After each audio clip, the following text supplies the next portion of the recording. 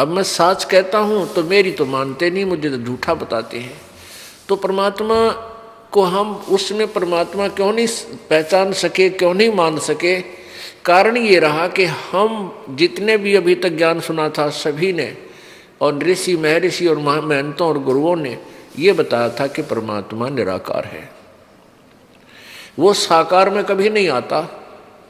जिस कारण से हम भ्रमित रहे कि परमात्मा निराकार है और जो अपने आप को भगवान कहता वो झूठा व्यक्ति है।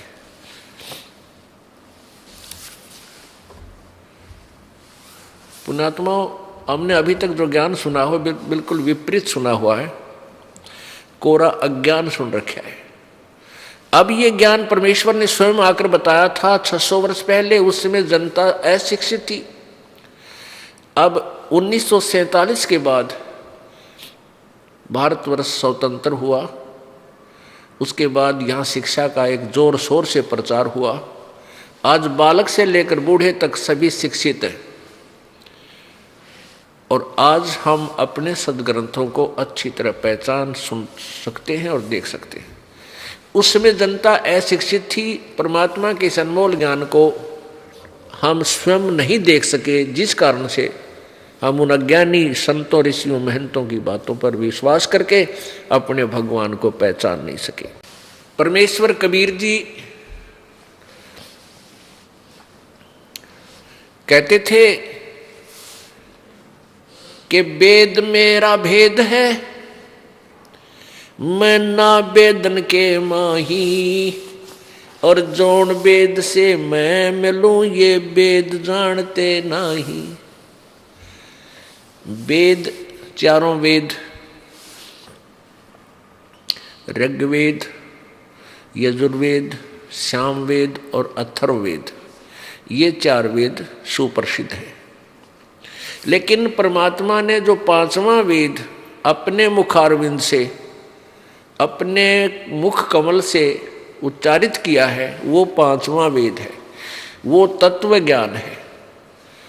परमात्मा परमेश्वर कबीर जी कहा करते थे कि जौन वेद से मैं मिलूं वो ये 4 वेद जानते ना।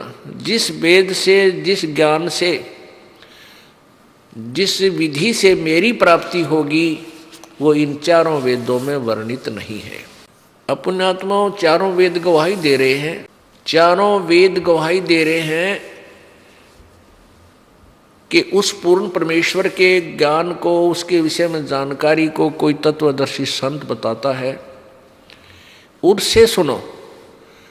इससे सिद्ध है कि वेद ज्ञान कंप्लीट नहीं है, ये पूर्ण नहीं है।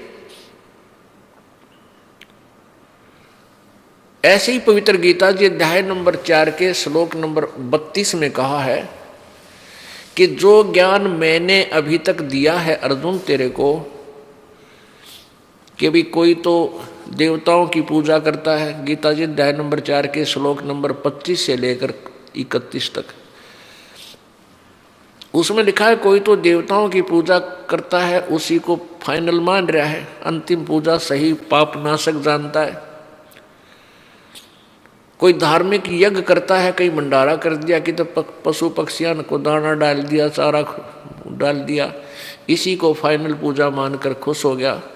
कोई मंदिर पूजता है, कोई मस्जिद पूजता है, कोई ऊपर ने पैर करके नीचे ने सिर करके हठ योग करता है। ये सब पूजाएं जो करते हैं ये सभी अपनी अपनी साधनाओं को पाप नाशक जानते हैं। लेकिन चौथे अध्याय के 32वें श्लोक में गीता ज्ञानदाता काल कह रहा है कि अर्जुन, उस परमेश्वर के बारे में, इस धार्मिक अनुष्ठानों के बारे में विस्तार के साथ सच्चिदानंद घन की वाणी में, सच्चिदानंद घन की वाणी यानी उस परमेश्वर ने खुद आकर जो बोली है वो ज्ञान, जो ज्ञान दिया है उसमें विस्तार से कहा गया है ये यथार्थ ज्ञान।